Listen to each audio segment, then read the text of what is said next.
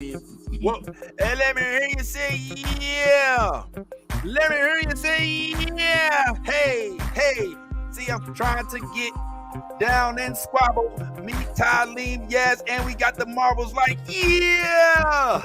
Let me hear you say yeah. Hey, hey. I say hey y'all, and you know it's me, and it's Deep Taylor and the Mighty Z. It's like yeah. Let me hear you say yeah. What's going on, everybody? Y'all already know what it is. It is time for Blerd Church on a Saturday morning. We get it in, go and tell a friend, get it in with the dividends. That's perfect. All day, and we gonna talk about some of that good old-fashioned blurred stuff as we do as usual. Wow, since we now know, because it's now officially canon, that Grogu is officially a Mandalorian, even though he can't speak in the way he's been adopted. Hey, Daddy. We see you, Daddy. And it's all good. We also got Ahsoka coming up pretty soon for those of y'all that like two swords at once. Hallelujah.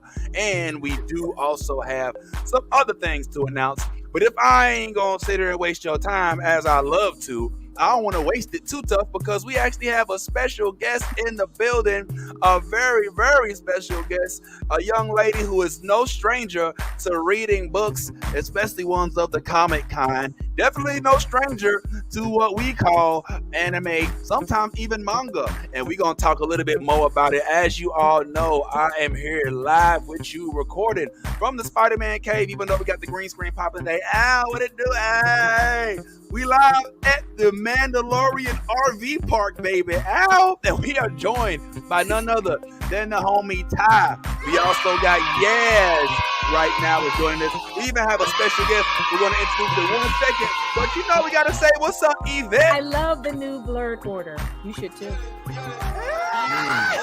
Whoa.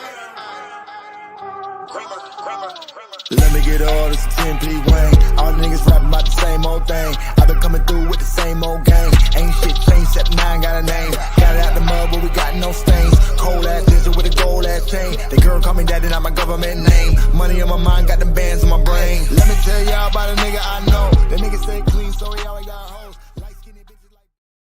All right, we're popping. What it do? Yes, sir. You already know what it is, man. We here today to talk some more Marvel stuff, some more geek stuff, DC and all that, man. But I ain't gonna lie, we are down a few folks. But before I tell you what's going on with that, y'all already know what to do. Go ahead and hit that like button, hit that share button, hit that comment. Come on, comment. You know we interactive. Whether we here or not, we gonna say what's happening. And make sure you join us on the YouTubes, the Facebooks, the Instagrams, as well as the Twitter, and of course the Twitch. And listen to us audibly on Apple Podcasts, iHeartMedia, Spotify, and Google Podcasts. It's us, you know, and it is unfortunately 50% of us. Nolly, Tyrone, and Steph, unfortunately, are busy. Let's just say busy this week. But it's all good because we have a special guest this morning, one that we are very happy to introduce. I don't know if y'all do the IG or the TikToks and whatnot, but the young lady is doing it big. And I just want to introduce her to y'all in a manner that we'll probably understand in her own platform. Here's her talking a little bit about some of them turtles that you may be familiar with. Hey guys, so with the new TMNT film being announced, I wanted to talk about something concerning the new April. Because a long time ago, I already discussed things like April's race and how it's kind of flip-flopped back and forth. But today I wanted to specifically talk about people's issues with race when it comes to adaptations. Because the thing is, adaptations have existed for an extremely long time. You will always find retellings of classic tales. This is just something that happens. There would literally be no such thing as theater if adaptation retellings weren't a thing. Now, since it's something so common, why is it only a problem when the race is changed? Case in point, Halle Bailey as Ariel. And, you know, people will say, like, oh, well, instead of just readapting things, why can't you just make something new? But there are also new things being made along with these adaptations. And I really don't see why people can't support both, especially when it comes to the matter of race. Ooh, you better preach, young lady. Ow. I mean, I ain't gonna lie. That would be enough, but I gotta let her talk about, you know, my universe, boy. Hey guys, so this is an update on the new Spider-Verse character, Spider UK. So first off, besides being a black British girl, her name is Zarina, and an interesting thing about her is that she's also a Muslim.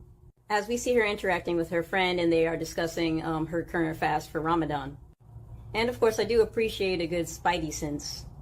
And I just love the added charm of the implication of her fighting a dragon. But let's now get into a special ability that she seems to have. So this Spider Girl, Spider UK, has the ability to fly by using ballooning. Now, what is ballooning? Ballooning is a technique used by aeronaut spiders in which they are able to use their hair follicles to generate enough electricity to fly. So her flying ability literally is the energy being generated from her hair. I just think that's a really cool feature.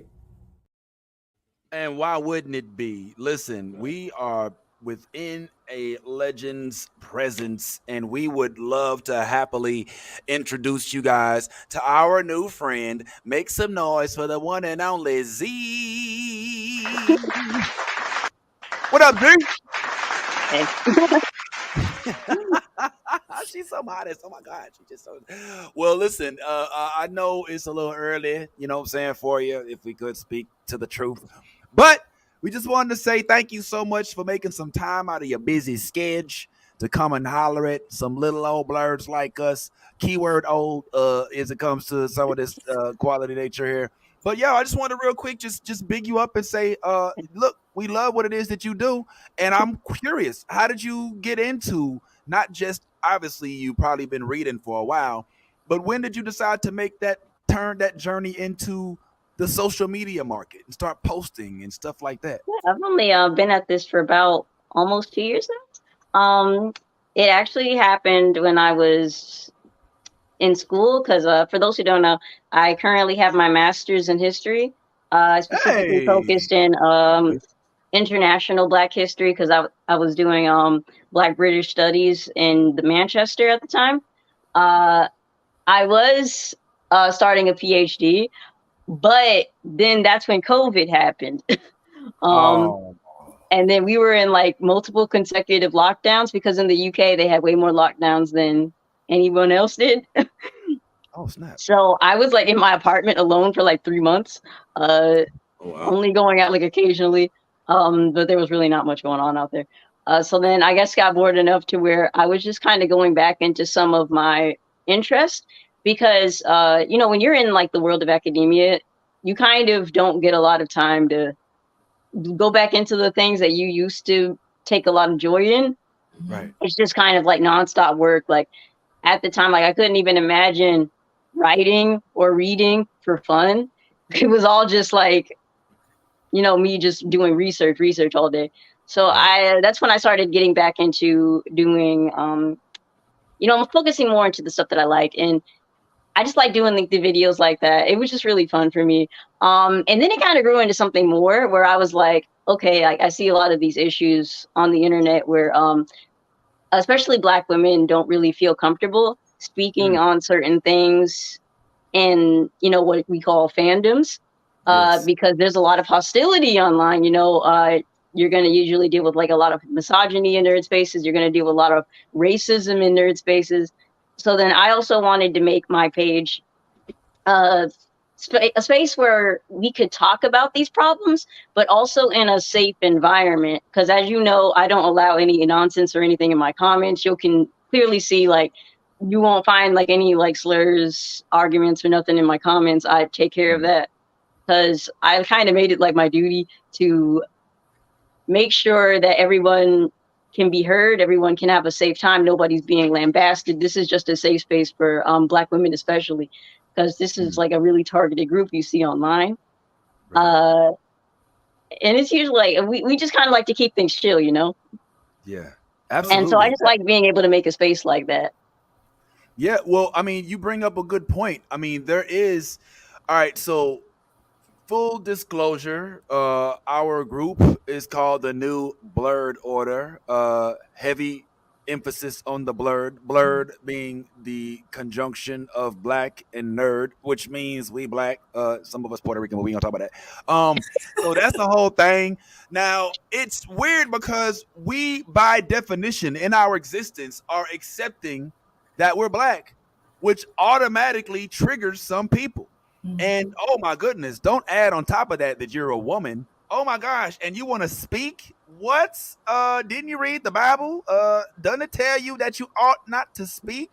So I can already see how that space that you exist in will immediately trigger folks and automatically put them in a space where they feel not only uncomfortable, but almost like you're trying to do something against them just by existing. Am I wrong? Does that make sense? Yeah, it happens a lot. um, yeah, I remember I was talking about this one character from the X-Men, and this guy, he's got a pretty big platform. I won't say his name, but he stitches my video, and he's like, actually, I've never heard of this character before she brought them up, but she's wrong. And I was like, what? What? That's how it happens. That's crazy, man. It's so weird how I mean, you would be astonished, some of y'all out there who don't exist in this space that we kind of, there's a whole universe when it comes to like the blurred community that if you're not aware of it, you'd be completely outside the loop. But before I get into that, you struck my interest. You say you got your master's in African in history don't let me mess it up because you earned that good. thing. You're in history of sorts, in African American history of sorts. Am I not? Did I get that wrong? Yeah, I started off with African American history, and then when I got into my master's, that's when I started going more into like international Black history, so like stuff across the diaspora, because I did my master's thesis on the British Black Panthers. Whoa! Awesome. Okay, so what, you did a dissertation on that? Tell us about them. Oh, so basically, it's kind of like the same thing, except just the UK. Because for those who don't know, the American Black Panthers, they were doing like a full on like campaign around the world. There are Black Panthers in almost like every space you can kind of think of. One of my colleagues actually did one on the Black Panthers in Bermuda, because it was just a really big domino effect going on at the time. So then you had people like Malcolm X. Malcolm X spoke at London, and this really just ignited something in a lot of the Black people that had been coming into the UK, because post World War II, most of like the first immigrants that were coming in were from Jamaica, because the British workforce was down. And they had just experienced a lot, so they needed people to fill these spots in. So they were like, hey, let's put these colonies to use. We'll let you come here and get like citizenship because you're a colony, and you just work for us. And that was the deal. So then you had a lot of like insurgents of Caribbean and even some African immigrants coming in. But of course, you were going to get like that backlash. And Britain is a little different, where it's like, oh, we're not going to impose like segregation, but we're going to make you know that you're not welcome here. Yes. Right. So that was like kind of the deviousness of British racism, was that it wasn't explicit. It was implicit. Yep. So that they could easily be like, oh, well, there's no racism here because you can't find physical evidence of it. There aren't like laws about it the way that it is in America. It's all implied. Right. It's all underhanded. Yeah. So you had, it was also mostly like small communities coming together. So you were going to see it in areas like Liverpool. Liverpool has a pretty like well-known Black population. Liverpool is actually known for being the area where slave ships were built.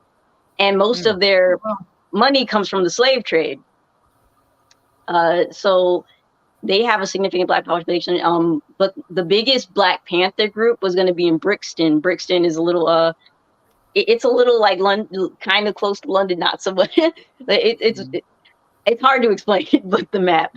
I did my studies at the University of Manchester, which is North England. But yeah, it was kind of interesting seeing a lot of these groups kind of formulating, because they're just not really well talked about. Especially like a lot of people don't even know Black British History Month is a different month entirely. Their History Month is in October. Huh. Oh, I didn't know. Why October? Yeah, why October? It was just a really significant date in time, because that was when it was a specific law that was passed to acknowledge the Black British label. Okay. Because Black British as a term was not a thing. Right. It was a very modern thing because, when people are coming to the UK, it wasn't like America where we all came enslaved and didn't know where everybody was coming from. So we had no choice but to band under one label. But in the UK, this was all very modern. Like you're getting around like 1940s to 60s. Like, so when people are coming, they're like, oh, well, I'm Jamaican, I'm Nigerian, I'm Haitian, like, that kind of thing.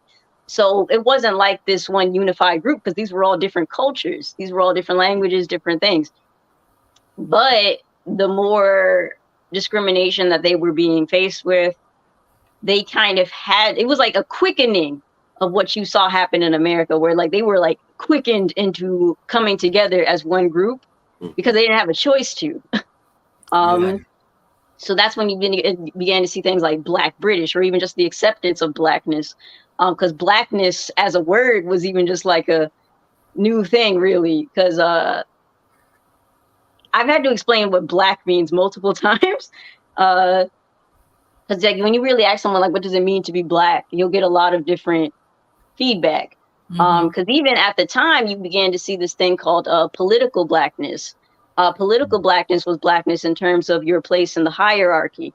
So basically, like anyone who was not like up here, if you were down here, you were considered like Black. This was a very short kind of thing for a little while. But those who were politically Black would mostly be like South Asians, like like India, Sri Lanka, Pakistan especially, because in the UK they were facing a lot of this similar oppression. They were, because as former British colonies, so you actually found that their Black Panther Party actually also included South Asians, because they were under the label of politically Black. So this was kind of like a really big thing at the time, because like I said, like the backlash in the UK against immigration was awful. It was horrible. They still have their own white supremacist groups. They let them talk in the middle of the squares. It was very interesting when I was there, just kind of passing through the markets, and there's some dude like, get out of my country. Like, what? That's crazy. Now, Z, I know I also have a great love for history, and I'm curious to know what your motivation was to go and pursue a career in African American history and international history. What was the motivation behind that? I think it was mainly because the South Carolina educational system is crap. Controlled by a lot of the K through 12 education system is controlled by the Daughters of the Confederacy. They have their mitts all over the history thing. So whatever they say gets a pass is the only thing that gets a pass. So basically, when I was growing up, this is particularly in Columbia, South Carolina, a lot of our history books would tell us things like, oh, well, the slaves got paid. They were getting free food, free housing, free clothing. And whippings were very rare. Like, these things just didn't happen. Like, basically trying to make slavery out to be something that wasn't as bad as it was. Right. And then I'll never forget is, I was about 12 or 13 at the time, but my teacher looked at me and she's like, oh, and you would have been lucky enough to be the slave master's mistress. Oh my God. What?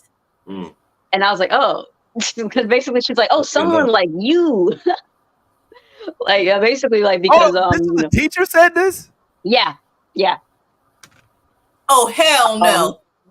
When I came home, like, I had to tell my mom what happened. She was like, she was like, no, is that what they really said? And I was like, yeah, verbatim. Oh my gosh. We tried to get the principal involved, but he was like, but the principal wouldn't even let my mom talk to the teacher. He was just like, oh, she didn't mean it like that. It was just a historical example. She was trying to put things in perspective. Excuse me? Nah. But the fact that she said lucky, you know what I'm saying? It would have been one thing if she had said, like, back in the day, unfortunately, due to your skin tone or your aesthetic, thank you. There is a possibility that you would have had or would have been chosen as. But the bitch said you lucky enough. Thank you. Right? She's like, you're lucky enough. Well, yeah, because she was like, oh, you could get jewelry, you could get blankets, nice clothes. Like, oh, hell no. I'm guessing this. was a woman Just of Yeah. the white hue. Yeah.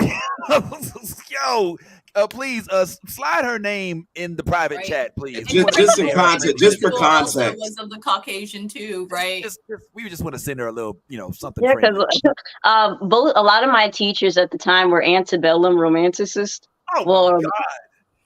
I see why she left the whole country, bro. Well, She so was like like, I remember we had to watch like Gone with the Wind for fun. That is not a fun movie. That movie is long. It is long. It is long. It is a classic though. It is long as hell. You're right. And do you know Camden? yes, I know all of the area, and that's what I was trying to get. I was basically trying to say, just for context, for those who don't know, in their geographical stuff. Columbia is the capital of South Carolina, but the areas that surround Columbia, Casey, Camden, Lexington, all of those are extremely, when I say extremely racist. I'm talking about Lexington is where the KKK is. Casey, Lexington, all that area. We're talking about outright racism, like call you N-word to your face right there in public. That's how go into an establishment. The music stops. Everybody's looking like, "What are you doing in here?" I'm dead ass serious. I'm dead. Like I experienced this. Yeah. I experienced this firsthand as a kid going into Casey, with a group of other teens walking into a Denny's in Casey. And that was your first mistake. Yeah, well, look, I wasn't from there. I'm with people that I thought knew the area. So, but I walked into this establishment and literally everything stopped. Everybody looked, and then a white waitress came over to us and was like, "Y'all need to get out of here." Wow. This was when I was probably about 14 or 15.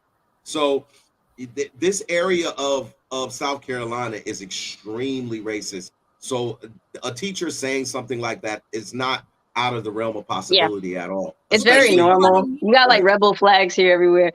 Camden, they took us to Camden for a field trip because for those who don't know, Camden is one of the battlegrounds like with Revolutionary War and the Civil War. A lot of there's a huge Confederate burial ground in Camden, and they were taking us there. And they were like, "Okay, kids, you gotta respect our soldiers." And then, because mind you, I was in a predominantly white school.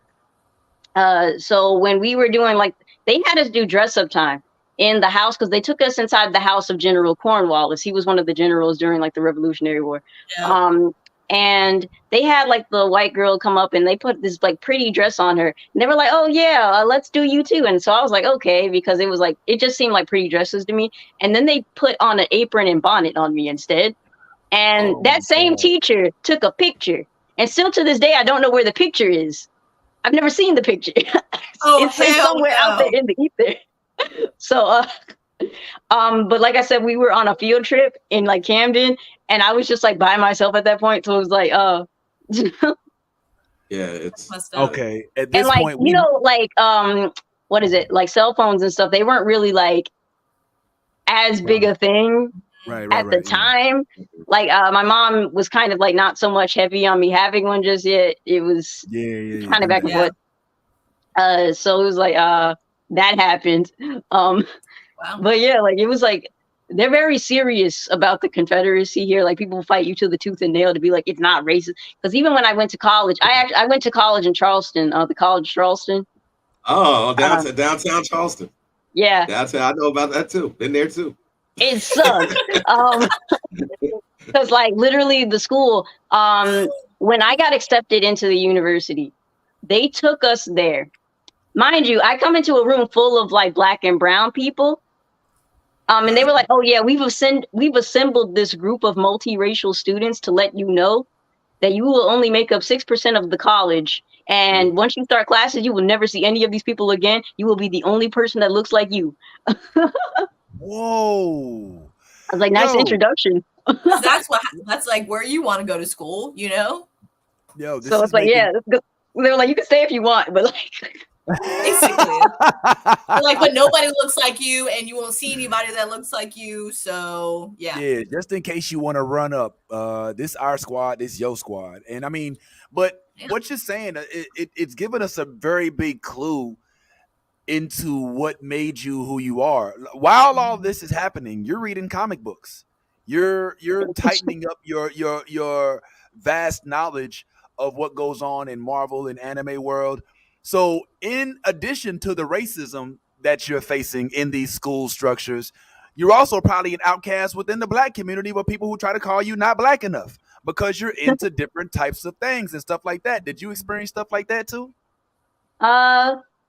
Not too much, since I usually was like around other black nerdy kids, because we had like a whole table of them at the like school. Because like my high school was still like diverse enough to have some. It's just that my middle school not so much. In my middle school, my mom put me in like a special like all girls program, so it was like not very many. But in high school, I got to be around more. It's just that they were mostly dudes. I had like 2-3 black girl friends who were like into that stuff too. So in that way it was kind of isolating. Most of the time I usually kept to myself anyway, because I was like mostly like a quiet kid for the most part. But the pushback mainly came from my mom. Oh, wow.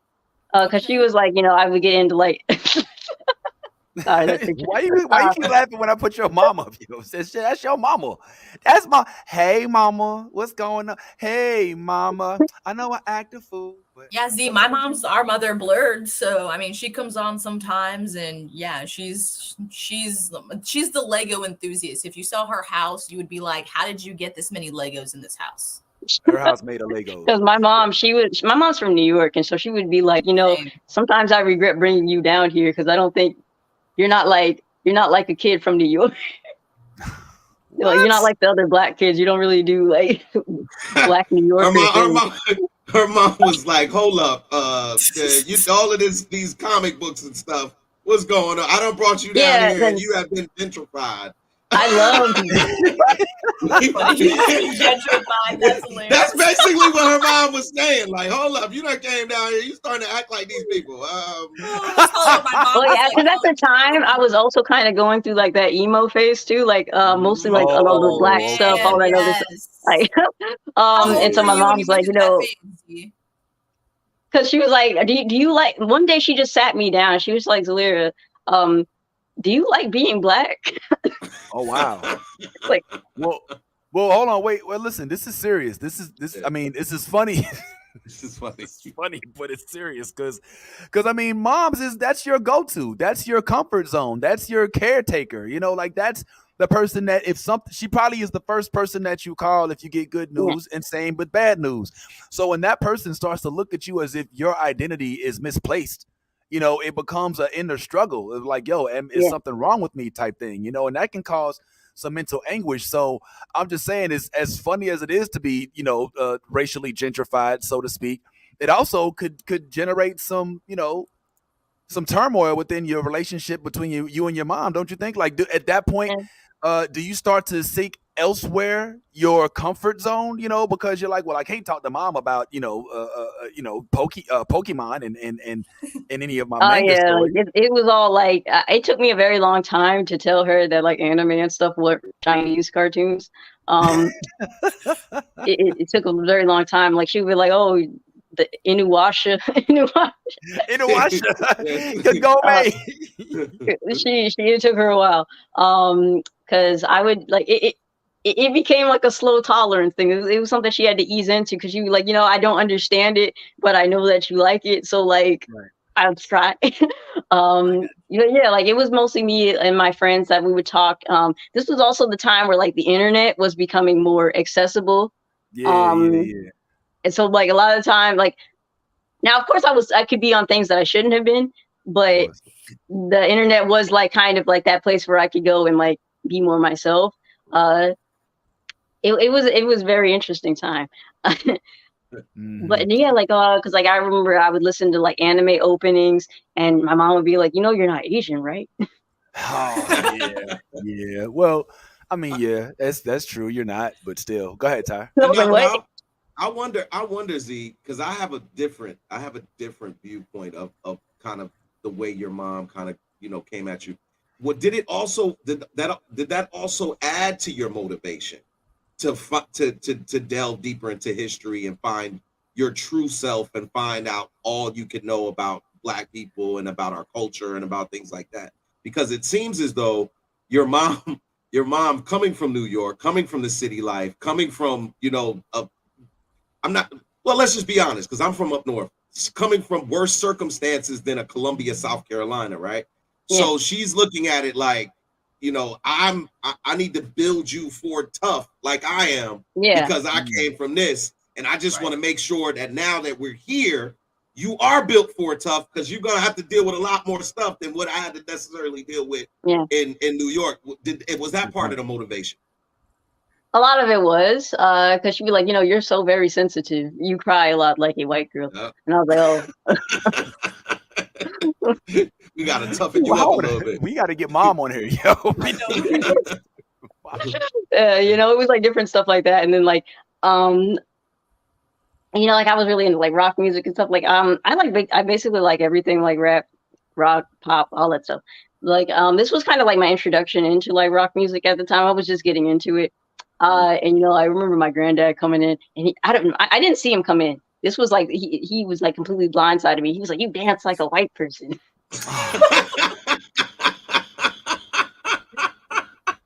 And so I was like, "Oh." The fam was like, look, the one thing that's not gonna happen in this house is you not about to be a white girl up in here.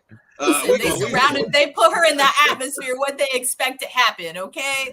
But they act like white people ain't in New York. You know what I'm saying? Like, New York is not predominantly my mom, Black. they came from Brooklyn, and at the time, there weren't too many white people in Brooklyn. Not go to Brooklyn now if you want a latte. You know what I'm saying? Like, Brooklyn, it's definitely changed. My mom was like, "Oh my gosh, they got these little things called indie music stores." Horrible. My mom is also from New York, and you want to hear something super funny? The first time anyone convinced her to go tubing, she was like 42 years old, bro. She was like, "I have to get on what? In the water, and you want me to do what and hold on? Like, don't people like hurt themselves?" We're like, "It's fun, just try it." And she did it, and like literally was the most exhilarating. She was like, "I did white people shit." Yeah, I'm right Googling tubing right now. I'm like, what the hell is Jazz talking about? I don't even know what serious? that is. Tubing. Yeah, tubing. Is that like where you're like tube, so like where you jump into a tube? Is that like a tube? So they have this really cool industrial like tube, and it's got straps for your hands all over it. All right, you can have one or two people on the straps, like holding on to it, and there's a boat that's pulling you, and you're just riding on the waves and stuff. It's a lot of fun. It's a lot of fun until you fall like water off. skiing. It's kind of like water skiing. It's a safe water skiing, basically. It's so much fun. But it's totally white. See, like, look at it's totally white people shit, though. You know what I'm saying? I like to go like. You lost me. You lost me at water. You lost me at water. Do you know what a side by side is? Huh? It's all good. I wouldn't really do it. I can't swim, and I do have a fear of large bodies of water. So. Me too. Oh wow! And so you moved across the largest body of water to get your education. Yeah, being on a plane for the first time was like. Oh wow, that was your first time. So the first time I went on a plane was prior to when I went to Manchester. I had done a study abroad in Scotland because it was a prerequisite for one of my minor studies, and I was on this plane, and I was like, okay. Here we go. Because nobody really tells you how common turbulence really is. Turbulence is very common. It's just like, I don't like, I get motion sick very easily. So like the whole time I'm just like up on this plane, like looking around, because I made sure not to get a window seat, because I'm like, yo, if I get a window seat, I'm just going to like look outside the whole time and think about the fact that I am not anywhere near land. Because, when you're flying, like it's that part where like, you can see that you are actually above the clouds. Yes. Yeah. Above the clouds. Like that's I don't even like the takeoff, like because on the takeoff, like you can actually feel the plane going like upwards. Yeah, that part. That's what and if you're on this window seat, you can see it how it works too. Yeah. So. Yo Z. Hey, yo, can you guess out of the three of us that are not you on the screen, one of us doesn't fly, never has flown, and has promised to never fly in their life? Is it Can you you? guess which? It is not me. Oh, oh, The other South Khaki up northern. This dude is never going to fly. He won't get on a plane. He won't take a cruise. Nope. We actually are planning to go to New York Comic Con, and he's like, "You gonna drive with me?" I was like, "From the parking lot, maybe." I'm not driving from. I live in Florida. You know, I'm not driving from Florida to New York. Now, I had those. now my grandparents actually do that. We've never flown to New York. We always drive straight to New York. It's a pretty here. common thing. It is. Should totally Although do my uncle takes what he calls the Chinese bus. What? Nah, the Chinese bus is like 20. Well, I mean, it's probably more now, but yeah, that was what everybody was doing. Like you could pay like $50 and it'll take you from Atlanta to New York. I didn't know that. That's funny. It's just that if you get pulled over, you have to run. It's called the Chinese bus, but it is called the Chinese bus because the writing on the bus is Chinese. Yeah, the Chinese bus. Yeah, that's hilarious. I'm sorry. I'm being so educated. I gotta ride that bus to take one time. It's kind of an unofficial. It's kind of an unofficial bus system. Yeah, it's called. I know the Megabus. I've taken Megabus before. Megabus, you can go from here to like Ontario for $1. You know what I'm saying? That's what it is. That's what it is. But it's got, I didn't know, but he called $60, I think. Chinese bus. How do you even do you have to type in some like, get some exclusive code to like find Don't cho cheap. Oh no, it's just there. You'll find it in front of your local like markets, especially since they also call it the Chinese bus because a lot of employees in like Chinese restaurants, they take it and it takes them from restaurant to restaurant for work. Oh. Okay, well, interesting. To kind of bring it back to what you were talking about originally, I mean, first of all, the fact that there's something, in my opinion, because I'm really deep into Black history. I actually taught Black history for a period of time, and there's something very calming, soothing, and dare I say, rewarding about kind of getting to reach back into your history and learning these gems about these Black folks that existed that you would not have known about unless you stepped outside of mainstream education. Like you spoke about the trek from a lot of Jamaicans to, there was a boat called Windrush. I don't know if they the Windrush generation, yeah. There's some people over there in the UK, the Jamaicans, that came over on this boat. I think it was 1946 or 48 or something like that. Yeah, that was post World War II when they needed more workers. Windrush. Significant thing about it is that a lot of people, even though they were promised their citizenship when they got there, a lot of them were even recently being deported or facing deportation right now.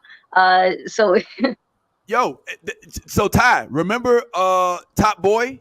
Remember Top Boy? Yes. They talked about that in Top Boy in the second season of his mom. Not Summer House, but the new one. Remember how his mom's Duchesne's mom was finna get deported because that was the Windrush generation. You know what I'm saying? Like they loaded up these big ass Titanic cruises full of Black people from the Caribbean. And that's why it's a lot of UK. If you listen to them talk, they be like, "Mine don't do that." You know what I'm saying? They be like, "Nah, they speak like they sound like Jamaican." Demands them. The British people started getting mad. The British people started getting mad because they were like, "Oh, there's too many of them now. Oh shoot, we messed up." That was basically the thing. Was because a lot of people because they love to show that video footage of African American soldiers who came to the UK in World War II and were like, "Oh, they're so nice here. They're so nice here." That's how they get you. The tourism industry is sick. Because basically, it's like they're only being polite to you because they know that you're a guest. Right. You're not actually going to stay here. They know that you're leaving. It's when there was actually this mass immigration that you started to see that pushback because it's like, oh no, they're actually settling here.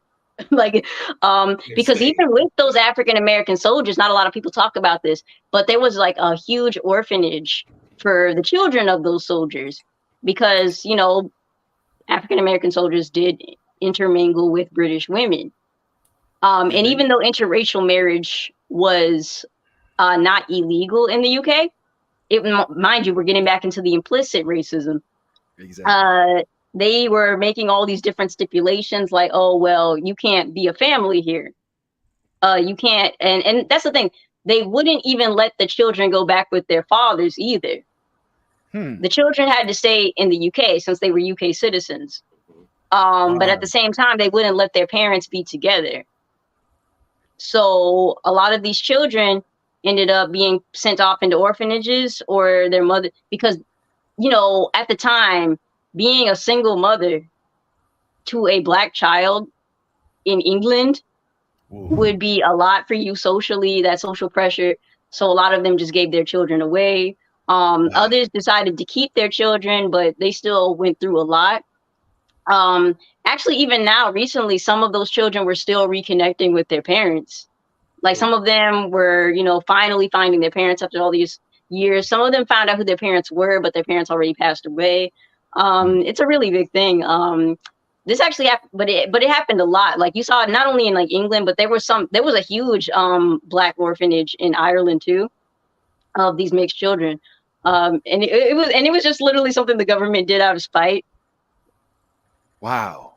That's crazy. And I mean, just a couple quick references for the watchers. Some shows that kind of delve a little bit more into this. There's a show called Gorilla. I think it's on Showtime. Gorilla's about the Black British Panthers. It's okay, not very historically accurate.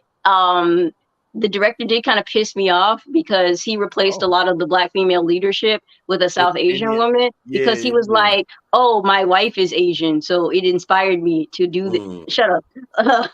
No, I've had beef with John Ridley for a long time because he's done the same thing in the comics too. And he's kind of getting on my nerves, and quite frankly, he needs to go. But yeah. Oh wow. Okay. Well, what about there's another show called Small Axe that I think was on. It's pretty good.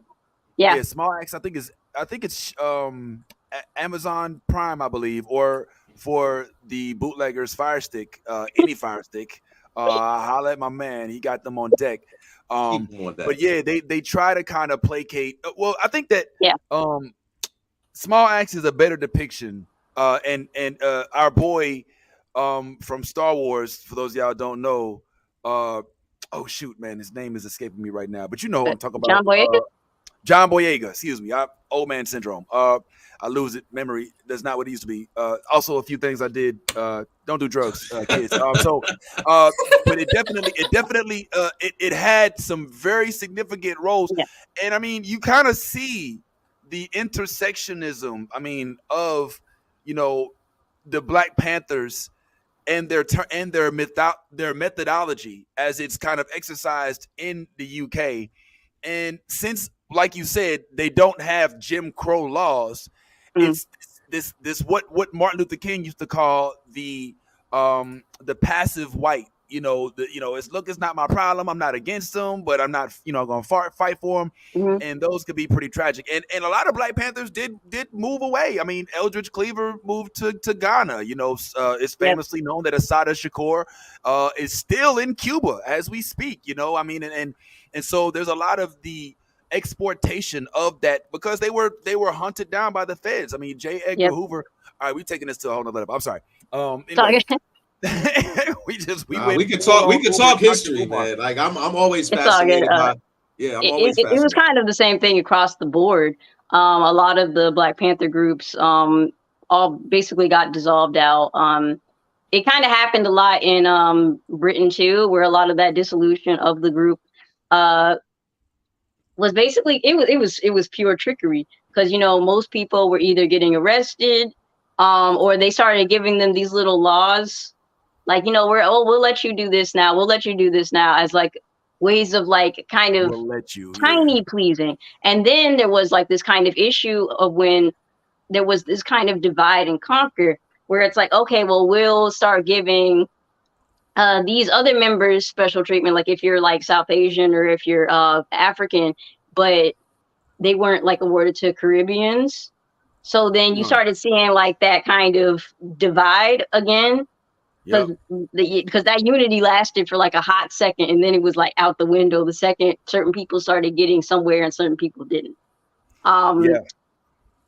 Yeah, it was a really big thing that kind of like it's kind of like devious when you really see how a government can go in and just like, you know, like an agent of chaos, really just like be able to just destroy the whole thing from the inside. Mm. And we just have full documented evidence that they do this, and we're just like, oh. Yep. That's exactly what it is. So with that being known, you kind of being in the UK as an American and a nerd and a person of color, black woman. I mean, knowing what you know now, were there moments that you may have had in internal bias set against you and you didn't even realize it because it came All in a different day, form? every day. The UK is not for the weak, because their racism gaslights you. It's not like Whoa. American racism where like if someone's gonna call me like a nigger or whatever, they can just do it to my face, you know, whatever. I'm used to that. In Charleston, I have people follow me out of classrooms. I'm used to it. But no, Wow. British racism is like, I'm gonna say something to you extremely racist, but if you try to call me out on it, I'm gonna be like, oh no, it wasn't racist at all. And everyone around me will agree with me. And so then you are basically struck out as like the one who's causing the problem. The aggressor. Wow. And even it's to the point where sometimes even other black people will not even be on your side because they'll be like, oh no, it's not racist here. That's only America. Wow. So then it's very, very difficult. Because like I said, there's still a bit of a diaspora divide in the UK that you'll deal with a lot. For the most part, it was mostly like other Caribbeans who would talk to me. Sometimes there was some pushback from some other groups. It became like really clear. It was very isolating. You know, people would make comments, not so nice comments. And then it's just like, you know, whenever you try to say like, oh, well, that made me uncomfortable, I thought that was not okay. It was just always the same thing. Oh, well, you're just overthinking about it because you're American. You're thinking about things about race because you're American. It was tyrannical almost. Wow. So then it's like you're really just kind of on your own, but you know what racism is. You know what it is. And you know that it doesn't make you feel right. But you just have all these different people who are singling you out just for trying to address it. Because like the only time where they would acknowledge racism if it was explicit racism. Yeah. And even like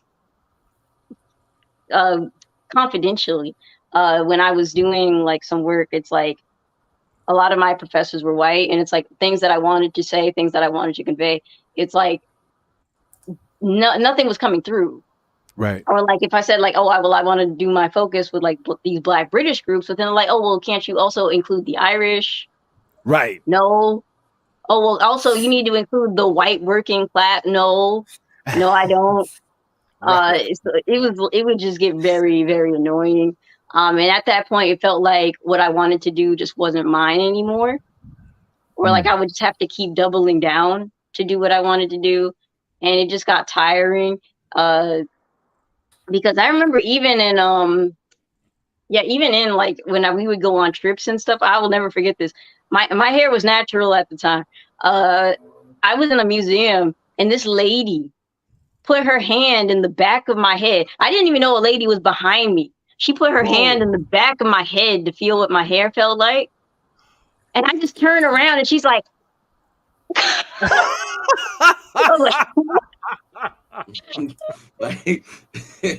but like, since I'm in a museum, there's nothing I can freaking do. Because if I go off on her, like, it's just me and like a bunch of white people. And she had her 2 children with her too. It was her 2 little boys. And I was like, wow. Can I ask, was that, what year was that? Was that 1960 something? Or was that couldn't have been recently, right? Please. It was around. It was around 2020-ish, 2020, 21. Are you kidding me? That's crazy. This was after Obama. Damn it. This happened. Well, I mean, I guess around that time, Yeah, that's A about lot right. of other countries try to I was act about, I like was there's about so to much. say, A lot yeah. of other Not right. countries try to act like they're so much forward than America, but they're really not. They're really not. Because like even in like when I was in Scotland, it's like you could tell people were staring at you, and like I understand some people just haven't seen like other people before, but it was Yeah. like, come on, you could at least say hi. You know, the funny thing is, I feel like because of the history of European the enslavement of Africans specifically from Europeans and the colonization that they Mm, ensued, even all the way through South Africa, we have more of a trigger. We're triggered a lot more when it comes to white folks. I'm not. This sound like a flex, but it ain't. I've had the luxury of being able to go to Asia a few times, mm. and Asians will stand in line to take a picture with you because they think you somebody famous if you're black, or they just are like, "Oh Will shit, Smith? he's black." You know what I'm saying? Like they're like, "Oh, like my wife." People was I have video. I'll find it. My wife had a line of people taking pictures with her because they thought she was Beyonce. And I mean, my wife is pretty, all right, but she's not Beyonce, all right, and it's clear. Now a I lot of can't. people say that to her, and they're like, "Oh, you know, you like Beyonce," but but the people will say you look like Beyonce. They don't think she's actually Beyonce. This motherfucker had a line. I literally held her bags while we were in. I think this was Chiang Mai in Thailand at one point in time, and Mm. there was a line. Now I thought, okay, this is Thailand. I go to Beijing, and people try to sneak selfie with you, like they'll Yeah, like walk by you, and they be like, Weird. dead ass. I'm it like, happens. goodness, It happens. it's a thing. It's a thing. But oddly enough, Z, when it happens in Asia, I'm like, oh, that's adorable. They look at this, like we're black, and they think it's hot. But when white people do it, we're like, motherfucker, you know what I'm saying? If you know, like if It's you like did you just touch a my hair? human zoo almost. Like the fact, like I do have people like approach me. I did have people approach me a lot about like, because I remember I had some roommates at the time, and I was like doing my hair, and one of them like I didn't even know she was there, mind you, but she was like at the door just watching me do my hair in silence, and I was like, hi, Mm. like hey. And then, because then, like when I finally acknowledged her presence, she was then when she started asking me questions, and I was like, "You could have said something." It's this weird Like I don't like thing, the man. feeling of being watched. Like Yo, Really? Is it just her? None of us. now V, What's up, Ty? I just wanted to say this because it based on what I'm hearing, it seemed like you were under a lot of pressure and a lot of stress in England. And I'm just curious, when you were in those very stressful moments and those and going, kind of at your worst, who did you lean on for for the the necessary you know wherewithal to deal with everything? it was mainly just like I would just call my mom, or like we just talk for a while. Sometimes I would talk to my roommates, although like my roommates were all from like different countries, so they kind of understood what I was talking about. Mm-hmm. Because like I had two were from the UK, but one was black. And the other two Well, were hold on, wait. one. Let me clarify what you just said. Two were from the UK and one was black. All right. Yeah, So the black one couldn't be from the UK, or I mean, how does that work? yeah, Was it, like that one. That was specifically the black British roommate I had. Like two were from the UK, oh, one okay, was okay, white, I and one see. was All right, black. I see. I got you. Okay, I was trying to get a picture of what was going So on. All right, usually I sorry. would talk to her a bit more since she kind of understood where I was coming from with certain things. Mm-hmm. Gotcha. And then so I could mostly talk to her. And I also had like a Iranian roommate, so sometimes we could like talk about things. Because like with her, not only was she kind of experiencing some pushback, but she was also experiencing like a language barrier too, because they like treat you very. British people can be very rude to you when they can tell you can't speak English very well. Mm-hmm. They're not very nice people. I don't like people need to break out of that disillusionment of like that very prim and proper. Like no, that's not a thing. They have a very polite culture of like they could hate you, but they're not gonna say it to your face. maybe when you leave the room, but they're always going to be very polite to you because they're a very non-confrontational culture. Yeah. So, but I don't like that because it's like I need to know where we stand. Yeah. But that's just kind of how it was, and it could be very difficult. So most of the time, like I would either talk to my roommates or I talk to my mom. Usually like that. Or I know while I was in England, I also have gone on a trip to Northern Ireland because I had a friend that lived there. Okay. So when I was in Northern Ireland, now this was a friend I could trust, but mainly I know she would tell me if we were about to encounter like a racist area, like there were certain areas that maybe we wouldn't go to, certain people we wouldn't go around. Like she let me know all that stuff beforehand because in Northern Ireland, I was like the only there, like because we were in like the middle of nowhere in like the valleys. And yeah, so people would like really stare.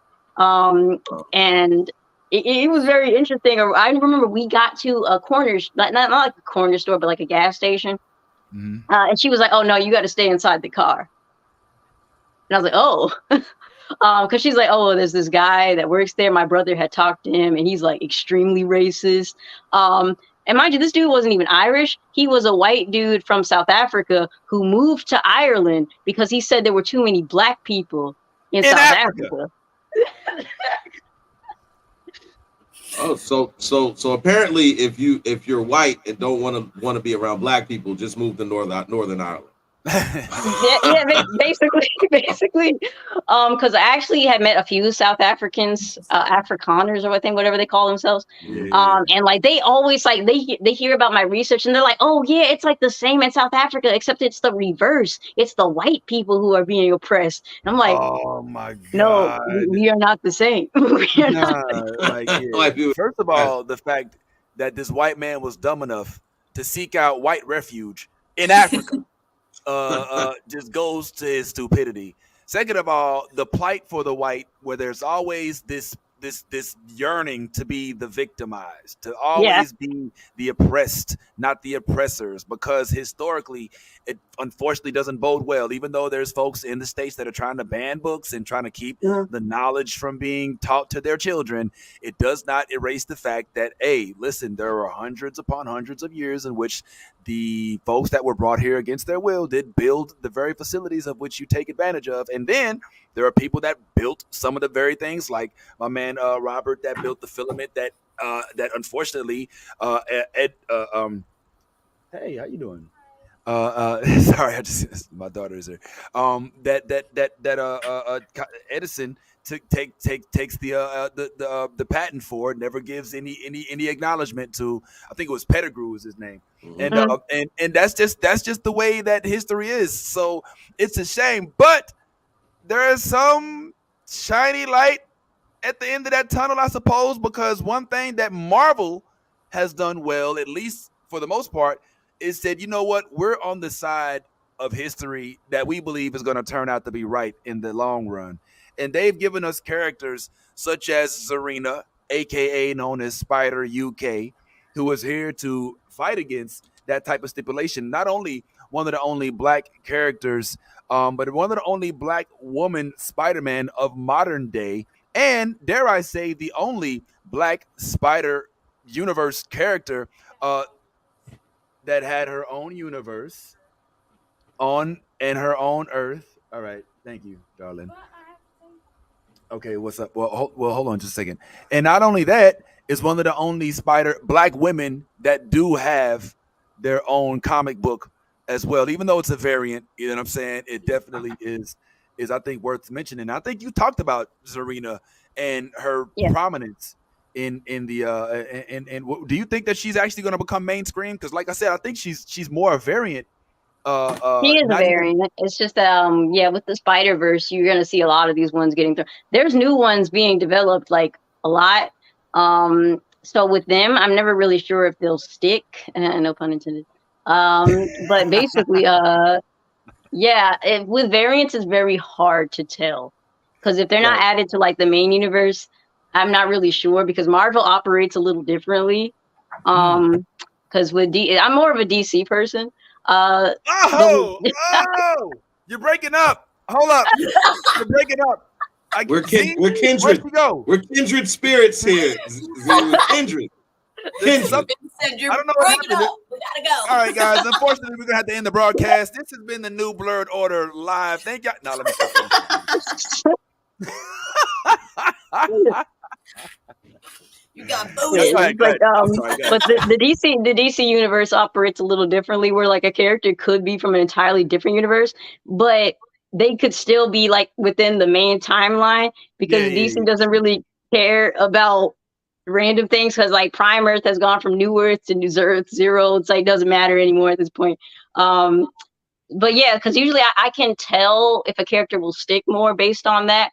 But with like Marvel has like alternate universes that they never actually go back to. Yeah, it's true. So then I never know.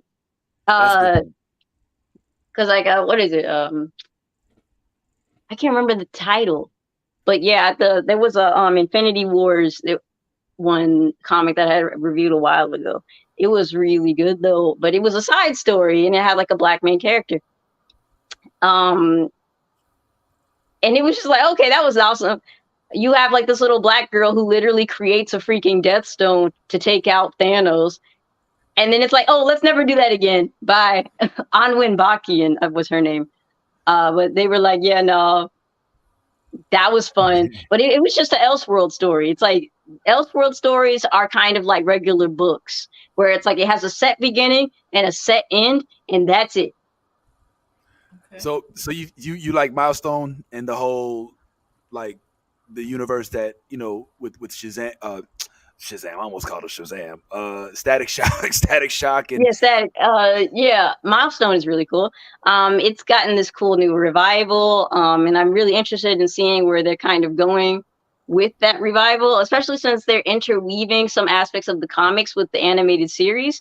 Because like the animated series has a lot more liberty it takes than the comics. It's a lot of different stuff, but this new reboot of like the Static series has kind of like merged them in a way. But I am really excited for what I'm seeing so far. And they also brought back one of the villains, Ebon. So I'm really excited to see where things go from there. Because there was a few villains that I really liked from the series. So I'm kind of excited to see where the comics will take it and how they're just kind of revamping Static in general. Especially after the passing of McDuffie. Yeah, man. Because he did like a lot for so many different comics. He's done a lot for DC. He's done a lot for the animated series as well. So it'll be different. It'll be different. Why do you think we don't get to see a lot of live action Milestone characters like Icon and like Static?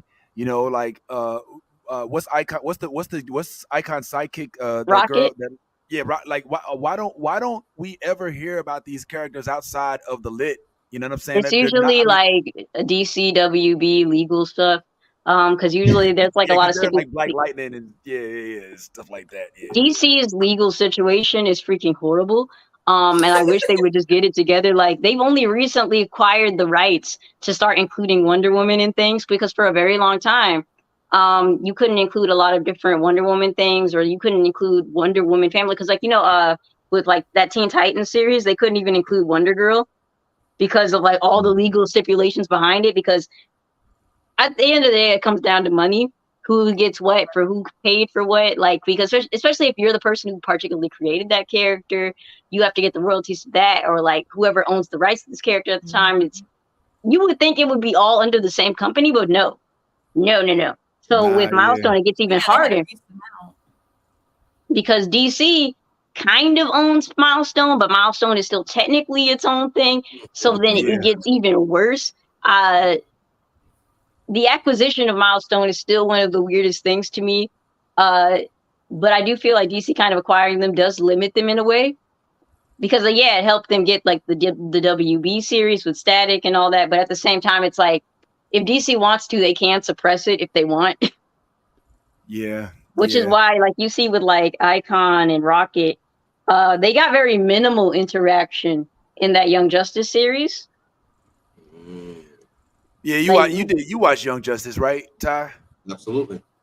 Yeah, I mean, they seem to be Harry Cyborg centric in the universe. They don't even delve into like Lucius Fox's kids. You know what I'm saying? To Jace And they Fox. never will. Well, why not? Like, why? Like, because they hate the Fox family. Like, I don't. DC has mad beef with the Fox family. I'll never understand why. Well, I do know why, but because it's like anytime they come up, it's like something horrific happens, and they just don't like let them do anything. Like Tiffany Fox only got to be a Batgirl in an alternate universe that they never went back to. Tamara Fox or Tam Fox had potential, and they were like, "Oh, she might be a superhero," and then they put her in a drug-induced coma. So it's like, okay, cool. And then then John Ridley comes along. This is getting back to what I was talking about before. John Ridley is the one who directed Gorilla. John Ridley is like, oh, well, my wife is Asian, so I'm gonna have it to where Lucius Fox cheats on his wife with an Asian woman, so the real mother of Jace Fox is actually this Asian lady. So I mean, and there's rumor that like kind of like the way that that in the Across the Spider-Verse movie they're introducing a new Jessica Drew that's based on the Spider Woman. That there's a couple different Spider Women. There's the traditional Jessica Drew who I guess is pregnant in Across the Spider-Verse, but then there's a Jessica Drew that's black, but she's based off the image of Valerie the librarian. Some would say, I mean, it's not definitive, but some of us like to believe that Valerie the librarian from the Spider stories of the 70s is actually being depicted as, and voiced by Issa Rae in the Across the Spider-Verse. I actually have a funny story about Spider-Woman, Valerie, which kind of leaves a bitter taste in my mouth. Anytime I bring it up, it's hard for me to talk about the character now. I did a video about Valerie. And then within that same week, CBR posted an article about Valerie, in which they took allegedly took a few lines that I had stated. Some very, very similar things were said. Mind you, nobody had talked about Valerie in years. And then after that article blew up, that's when people started talking more about Valerie. And then when I had brought up, like, that was very weird. I started getting like these very anonymous users sending me threatening messages for when I called it out. So then afterwards, that character started blowing up, and it was just like, oh, okay, fine. I know when to lay back. I'm used to it at this point. Nah. What we ain't gonna do is let the racists win. Gangsters. Yeah, nah, bump that. We finna pull up, yo. Hey, look. We deep off in here. You know what I'm saying? We even charging our phones so we don't die, so we can make sure we stay around this bit, because y'all ain't finna be coming at the homie Z like this. Because, I mean, it's just unfortunate. Well, first of all, I mean, I ain't gonna lie. Like, Valerie has been, I mean, I'll give you the credit where it's due. Yes, you may have helped her research, but for those of us, that have read the comics. Yeah, it's like really like old, like, well, not old in school, the black community. Yeah, we're a lot of people knew her from their childhood. Yeah. Also, apologies if my phone dies. My charger gets really weird. Oh no. Okay. All right. Well, thanks for the heads up. But you did touch into something, and you've spoken about how you are unfortunately put in a position to oftentimes defend yourself of things against things that aren't even necessary to have to be defending. And I mean, it's one of the things that made me kind of find you fascinating as a content creator. I mean, when I saw this post right here. Hey guys, so I wanted to talk a bit about what I've been going through, especially as a Black female creator in a comic space. Because for one, I do a lot of research about everything I talk about. I don't do anything unless I've gone through the work first. And yet people will still find ways to discredit me, try to argue me down about things that are my lived experiences and the experiences of other Black women. And mainly these are coming from people who aren't even Black women themselves, but just feel comfortable coming to my space and speaking over me on these issues. And this just gets very frustrating because people come here to be educated, but they're not actually listening to anything I want to say. They just are coming here to try and debate me. And because of this, it's like I'm doing all of this for nothing. And it does start to feel that way because even in the media that I'm seeing, it's like nobody is listening. Because of course we have some steps in the right direction, but it's still to the point where I can still pinpoint each and every archetype a character fits in and what their ending will be, and I'm tired. So, I mean, it's clear that there's a heap that's thrown at you does it make you want to stop or does it empower you? It's very tough because it's like, I do have people reach out to me who like tell me how appreciative they are for what I do because it helps them feel more validated in the things that they've been feeling. And at the same time, it does get hard because it's like you're kind of like the sacrificial lamb here because it's like, these are when you're like the actual face of these things, people will make you the target of these things. I So never thought about that. it happens to me so much. Like I said, like I get death threats. I get people like mass reporting me. I get all these different things. I've had just like all these different things that like just happen, and it does weigh me down eventually because people say not to take things to heart when they're on like the internet and stuff, but it's very hard when it's like you start seeing it a lot and you do internalize some of those things people say. And like sometimes I do have to take some time for myself away from all of it. It's just kind of like hard to like not think about it because it's like it's like they really know how to get to you in a way. So yeah, it gets tough, and like I really think about like sometimes like where it's like is this really what I want to do? But I do think about like the importance of bringing up these things. It's just hard when it's like these are the things a lot of people don't want to talk about. These are the things people don't care about, but they care enough to come into my comment sections and like harass me for days about it. Right. But it's like just the fact that you exist is a threat. Yep. So they kind of go out of their way to snuff you out. Like they don't stop until they think that you're gone. Like I've seen people on different platforms like celebrate that they think anytime I go private, because they're like, oh yeah, we did it. Wow. Because the whole point is that like they just want me gone because they don't like what I'm talking about. They don't want to hear it. But like instead of just like blocking me or like not interacting with my content, they just want like to actually get rid of it entirely. Like I'm not allowed to like exist or anything. I've had this happen on my TikTok. This happens on my Instagram. People do not like hearing these things. Like sometimes I do have to turn off comments. Sometimes I do have to do certain things just because the harassment just gets that bad. And like I said, like people don't want to hear me out. Anytime people like bring up like wanting to debate, it's never a debate. They just want to be right. Yes. So it's like I don't like to waste my energy. Because why am I wasting my energy with someone who's already decided in their mind that they're right? Mm-hmm. Yeah. So it is very annoying, especially when sometimes like I'm speaking on experiences of Black women as a Black woman, and I have people who aren't Black women telling me you're wrong. I'm like, what? Who are you? Like I've had like people tell me like like I'll bring up something that I felt was kind of racist, and they'll be like, oh no, I didn't think it was racist. But like then they're white and like so, but it's like it's very astonishing seeing people who aren't affected by these things act like they are the authority over these things. So it gets very annoying, and then I also end up getting people reaching out to me, like, oh well, how can I make sure I don't do this in my own work? How can I evade these issues in my work? And then I tell them like, okay, well, this is kind of what you did wrong here. You might want to fix this because this could be a little harmful. Like you might want to change that because, that's just not good. And then they'll be like, okay, you make some good points. And then they don't take any of it to heart. They don't listen to anything I said. You just wasted like an hour of my life having me sit here and tell you and read over your work for you. And you're just like, okay, but I'm not going to change anything. Yeah. What? It's like people, I don't know. It's like people like I actually have to explain the same points over and over and over again because people aren't listening. They just like look at my work, but they're not actually absorbing anything that I'm saying.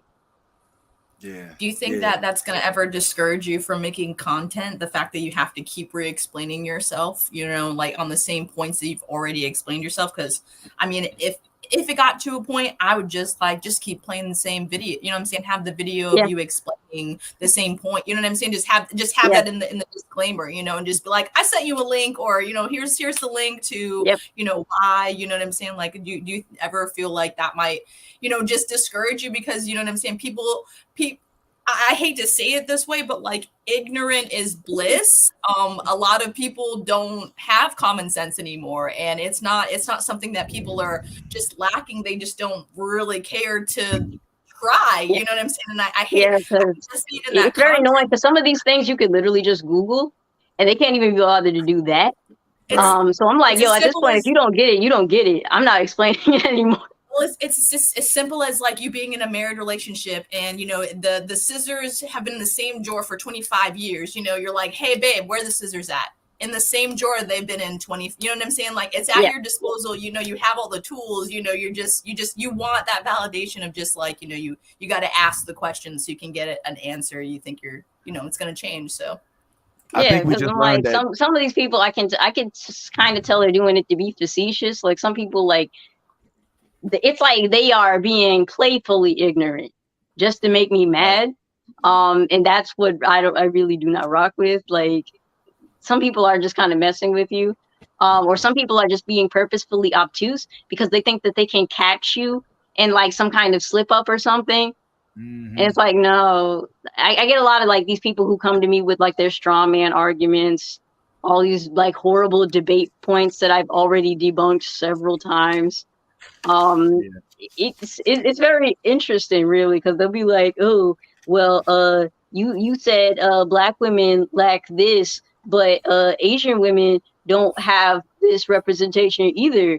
I'm like, okay, you can go to an Asian woman that I know a lot. I am friends with a lot of Asian creators, and they discuss their own representation and how things work for them. I'm not Asian, so I can't Right. speak entirely for the Asian community. Like you can go to Asian. That's the thing. People refuse to do the work.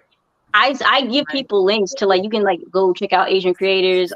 I'll give you so many sources to other people of color because I'm like if you're looking for comments about them, you should probably maybe ask them because they're the ones who would probably know more than I do. Yeah. It's very annoying when I have to keep bringing this up, especially when I'm like talking about representation of black people as a black person. And people will be like, oh, well, this other group doesn't have a lot of representation. Like, what does that have to do with me? It's very interesting to keep seeing it happen. And I actually do give people resources to check out other, people of color in media. I give people like all kinds of recommendations. I do a lot of work to look for different forms of diversity. But it's like then they still keep saying, "Oh, well, black people get all these things. Black people get all these superheroes. Black people get all this. But where's our representation?" I'm like, it's right there. You can go look for it. Now, mind you, like, yeah, there's going to be a lot of pushback. There's going to be discrimination in the writing world. There's not going to be a lot that maybe you're thinking there will be. But that's where it starts with you because Right. you have to, if you want that, you have to fight for it. A lot of times, Yeah. like it's kind of the same with us. Like we have to take it for ourselves. Yep. We had to 100%. fight for these positions and things. So I'm like, you have to actually find these characters. You have to uplift these characters. You have to make this known because it's like somebody can find something. But the problem is like you need to have that voice. You need to have that community. And a lot of people, it's like they would rather blame other people than actually just like fight for it, build it. 100%. And it's just hard. Like every time I bring it up, like especially like when I brought up like I was getting so much push. Like I said, the America Chavez video I did where I was like, she's an Afro Puerto Rican girl, but they Right. cast a Mexican girl who is not Afro Latina, and they were just like, I got like I said, I was getting death threats for days. People were like, this is anti-Latino. You can't say this. I'm like, but she would still be a Latina. She's just not. She's like, but then like black people always want everything. I'm like, what? has Like, nothing to I do need to like, I really need to know what all this everything is people think we have Right. because I kind of go into detail because like my whole page is about discussing just how bad it is, but apparently people don't pay attention. That's another thing. They come on my page. They don't even watch my videos, and they just come in with these bold assumptions about things that I've already spoken on. But yeah, they'll be like, yeah. And then, mind you, I even said, oh, well, if you want a Latino superhero, Blue Beetle is coming out soon, like with Jaime Reyes, like one of the first like solo Latino films for hero. Yeah. And then somebody was like, oh, well, it's too woke. Exactly. I'm like, the movie's not even out yet. It's anything that's not white male Christian is woke. It's the new boogie word. Now remember, but boogie man. There's Yeah. there's a whole society based on boogeyman politics right now. Woke is the new cancel culture. Before cancel culture, it was something else.